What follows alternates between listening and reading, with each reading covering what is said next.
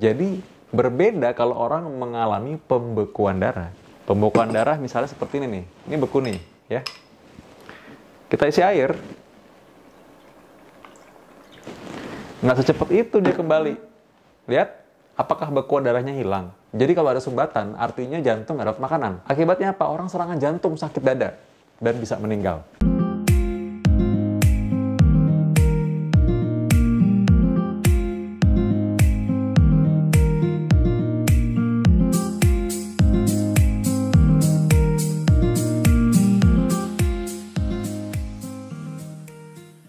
Orang kadang-kadang menganggap dengan sangat simpel mengenai pembekuan darah. Atau darahku cenderung kental. Atau darahku encer nih. Kadang-kadang pendapat seperti ini tidak sepenuhnya benar. Jadi kita harus hati-hati, ya. Contohnya gini nih. Jadi, contoh nih. Ini, anggap aja nih es batu ini atau bekuan es ini adalah darah beku, ya. Nah, ini kita anggap larutan ini kental kan? Anggapnya ini adalah kekentalan darah ceritanya, ya. Atau darahnya cenderung lebih padat ceritanya gitu. Ini dua hal yang berbeda, beku dengan kental. Kalau misalkan seseorang yang mengalami dehidrasi, mungkin saja ketika menjelaskan ke pasien, kita akan menggunakan, wah darahnya cenderung kental nih, karena apa?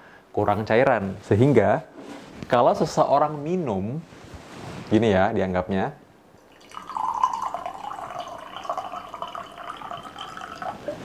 nah, komposisinya akan kembali normal lagi. Lebih encer kan? Tapi ini karena konsentrasi darahnya itu terisi dengan cairan yang kita minum, volumenya. Jadi berbeda kalau orang mengalami pembekuan darah. Pembekuan darah misalnya seperti ini nih. Ini beku nih, ya. Kita isi air. Nggak secepat itu dia kembali. Lihat. Apakah bekuan darahnya hilang? Kan nggak juga, pasti butuh waktu. Berbeda dengan kalau dia hanya karena kurang minum saja. Jelas ya, bahwa ini adalah hal yang berbeda. Ini belum lagi kalau kita bicara mengenai pembekuan darah itu banyak bentuknya.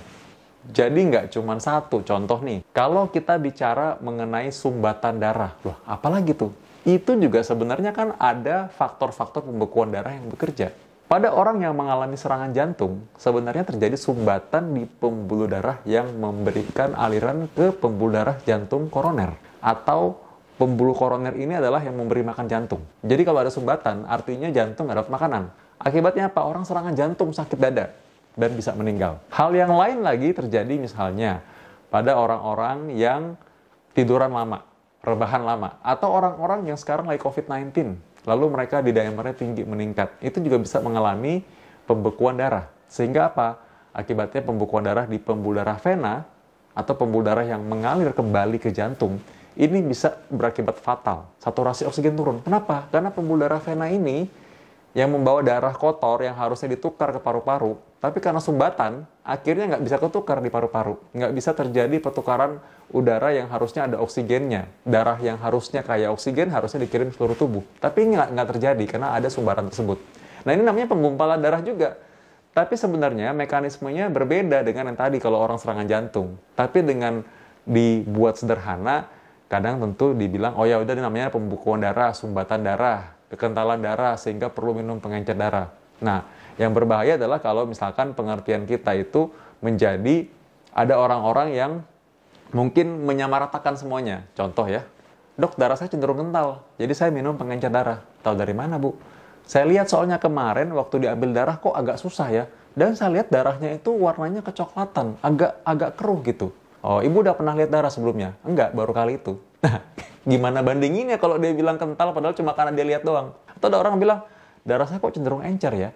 Tahu dari mana ibu? Iya, kemarin waktu saya ambil darah tuh, kemarin kan waktu cek medical check up, ambil darah kok kelihatannya darah saya cerah sekali ya. Dan ketika saya tekan itu kok masih keluar darah sedikit. Saya bilang, ibu udah pernah ambil darah sebelumnya? Enggak, belum pernah, baru kali itu. Ya terus gimana taunya kita bisa bandingin? Nah, jadi sebenarnya kadang-kadang hal yang normal jadi menakutkan.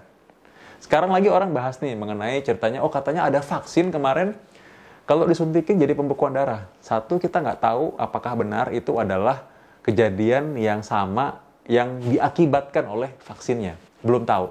Yang kedua, pembekuan darah itu sebenarnya adalah mungkin saja ada penyakit yang lain diderita oleh orang tersebut. Jadi oke, kita sekarang waspada, ada beberapa negara yang sudah menunda sementara.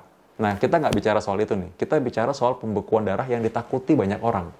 Pembekuan darah ini sendiri ya, terlepas dari soal vaksin tadi. Pembekuan darah adalah sebenarnya reaksi yang normal dari tubuh kita. Kalau tubuh kita itu punya reaksi pembekuan darah supaya kalau kita luka, lecet, itu nggak jadi pendarahan terus-menerus. Pernah kan misalkan jatuh atau mungkin nggak sengaja tersayat pisau, itu darah bisa keluar, ngucur.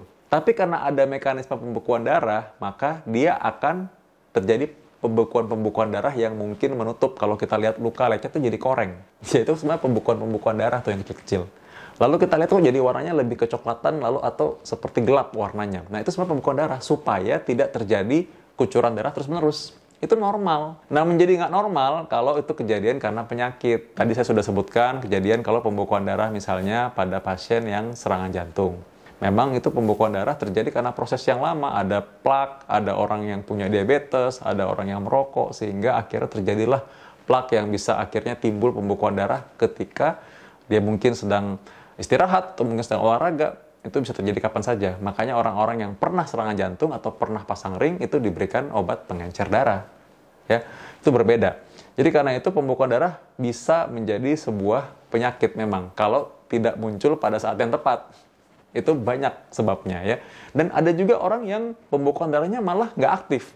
Ada penyakit bawaan misalnya atau penyakit kelainan darah sehingga seorang kalau berdarah itu ngucur terus darahnya. Jadi nggak bisa berhenti.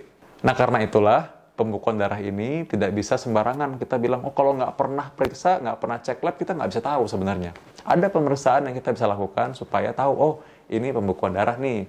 Biarkan dokter nanti yang periksa. Jangan Anda putuskan sendiri, apalagi kalau minum pengencer darah sendiri. Jangan lakukan. Ini makanya saya bilang ada orang yang terlalu berani minum pengencer darah sendiri tanpa pertimbangan medis sama sekali. Cuma berdasarkan dia lihat aja. Oh, darah saya cenderung kental nih. Tahu dari mana? Kolesterol tinggi. Ya agak jauh sih ya, dia belum periksa soalnya kan. Jadi agak lain tuh. Saya minum pengencer darah dok, sudah sejak 2 bulan lalu. Kenapa Pak minum pengencer darah? Ya soalnya saya suka kadang-kadang leher saya pegel nih. Kayaknya ada darah mungkin menggumpal. Oh iya, stroke dong Pak kalau gitu nanti ya. Jadi itu hal yang sebenarnya nggak selalu berhubungan. Minum pengencer darah pun itu ada risikonya. Karena itu mesti hati-hati. Ya, sekali lagi ingat, tadi saya sudah tunjukkan bahwa namanya pembekuan sama kekentalan darah itu mungkin hal yang berbeda, jadi jangan disamaratakan. Mulai sekarang hati-hati ya, siapapun yang bicara, kita harus kritis juga. Apakah itu benar? Karena yang bertanggung jawab pada kesehatan Anda, tubuh Anda adalah Anda sendiri. Dapatkan informasi medis langsung dari Dr. Vito dengan subscribe channel YouTube ini. Anda juga bisa membagikan semua informasi berharga di sini dengan cara share ke teman-teman atau kenalan